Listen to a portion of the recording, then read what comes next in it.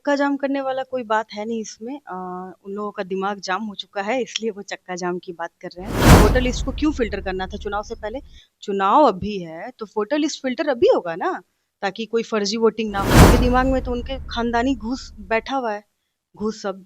तो उनको तो घूस का तो सबसे पहले ख़्याल उनको आएगा। तो वो किस घूस की बात कर रहे हैं?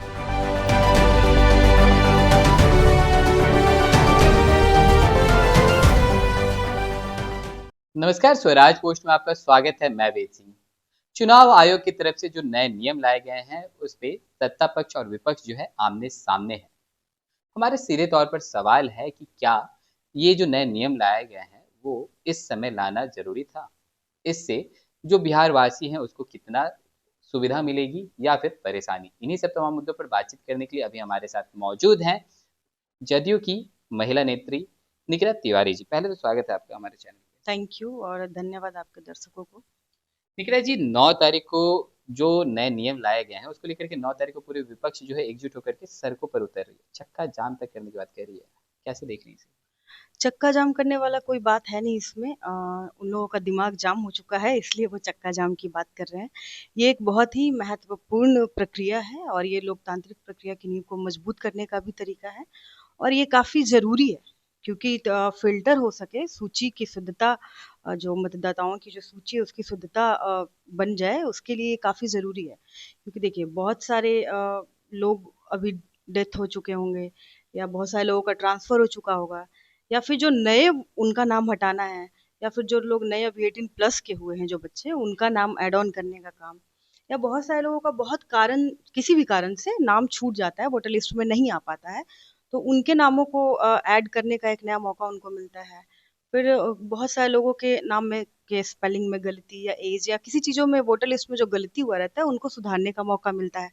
तो इसके माध्यम से एक बहुत अच्छा फ़िल्टर होकर के एक शुद्ध और सटीक सूची तैयार हो जाता है मतदाताओं का और इसके कारण किसी तरह का कोई फ़र्ज़ी वोटिंग नहीं हो पाता है फिर। तो ये बहुत ज़रूरी प्रक्रिया है। इसमें चक्का जाम करने का और विरोध करने का कोई सवाल ही नहीं है। और विरोध करने के लिए पहले आप मुद्दा तो बताइएगा कि क्यों विरोध कर रहे हैं आप? और ये क्यों नहीं होना चाहिए? बिल्कुल होना चाहिए और लोकतांत्रिक प्रक्रिया है। लेकिन विपक्ष का अगर सुने तो विपक्ष का कहना है कि कहीं ना कहीं सत्ता पक्ष और चुनाव आयोग की तरफ से बस बिहार वासियों को परेशान करने का एक प्रक्रिया ये लाया गया है नियम को, मतलब वो ऐसा कह रहे हैं। बिल्कुल भी नहीं, कोई बिहारवासी इससे परेशान नहीं हो रहे हैं, इससे सिर्फ़ वो लोग परेशान हो रहे हैं, जो विपक्ष में हैं, उनकी ये परेशानी है, बाकी बिहारवासियों की कोई परेशानी नहीं है। नहीं, उनका कहना है कि ये जो समय अवधि जो मिली है कि आप इस 20 दिन का जो समय अवधि मिला है कि उस समय आपको फॉर्म फिल करके आपको 11 दस्तावेज जो वो भी जमा करने हैं और कहीं ना कहीं ये भी कहा जा रहा है कि जो बिहार में जो बाढ़ प्रभावित राज्य है वहाँ के लोगों को काफी समस्या होने वाली है, वो कैसे कर पाएंगे फिर? सरकार वहाँ तक पहुँचने का काम करेगी खुद। अगर सरकार ने ये डिसीज़न लिया है, तो सरकार वहाँ तक पहुँचने का काम करेगी। कैसे पहुँचेगी वो सरकार का काम है, वो उनका काम नहीं है। इसकी इसकी चिंता उनको करने की कोई ज़रूरत नहीं है। हर नागरिक भी खुद अपने आप में बहुत ज़्यादा कंसर्न है इस चीज़ को लेकर के।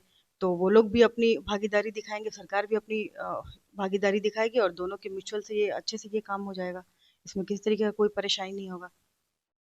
चलिए, एक आखिरी सवाल रहेगा। कहीं न कहीं तेजस्वी यादव ने जिस दिन महागठबंधन के जो लोग हैं, वो चुनाव आयोग जाते हैं और वहाँ से निकलने के बाद तेजस्वी यादव लाइव आते हैं और उस लाइव में उन्होंने एक बड़ा गंभीर आरोप लगाया है।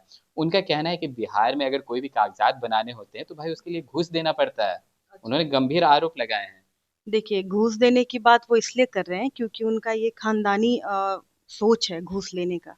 किस घूस की वो बात कर रहे हैं? वो जॉब के बदले ज़मीन, इस घूस की बात कर रहे हैं। कौन से घूस की बात कर रहे हैं? उनके दिमाग में तो उनके खानदानी घूस बैठा हुआ है, घूस सब। तो उनको तो घूस का तो सबसे पहले ख़्याल उनको आएगा। तो वो किस घूस की बात कर रहे हैं? पहले उनसे पूछिए कौन-सी घूस? जो वो नौकरी के बदले जो ज़मीन लेने का जो घूस का काम करते थे, उस घूस की बात कर रहे हैं वो? वो कैसे घूस का बात कर सकते हैं? उनका तो खानदानी ये काम रहा है घूस लेने का। तो उनके दिमाग में वो कैसे घूस का सवाल उठा सकते हैं? जो खुद इतने बड़े पूरे खानदान घूसखोर है उनका, इस वजह से पूरे बिहार की जनता अच्छे से जान रही है। वो कैसे सवाल उठा सकते हैं कि घूस लेने का काम करती है सरकार, कागज़ बनाने के लिए? पहले उनसे आप ये सवाल कीजिए किस घूस की बात कर रहे हैं वो?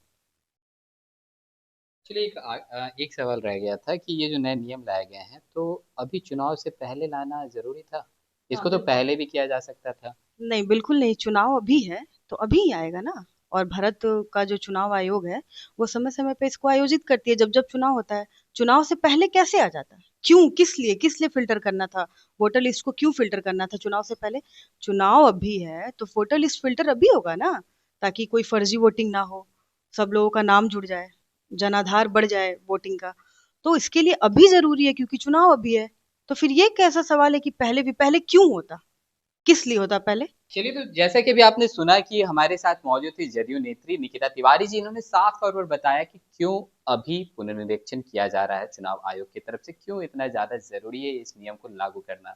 और इससे जो विपक्ष जो जिस तरह का माहौल बना रही है, विपक्ष जो जिस तरह का सवाल खड़ा कर रही है कि इससे बिहार वासियों को बस परेशानी होनी है, उनको साफ तौर पर जवाब देते हुए नज़र आ रही हैं निकिता तिवारी। तो चलिए, और भी ऐसी तमाम खबरों का सिलसिला इसी प्रकार बना रहेगा स्वराज पोस्ट पे। अपनी राय प्रतिक्रिया हमारे कमेंट बॉक्स में ज़रूर साझा करें। धन्यवाद।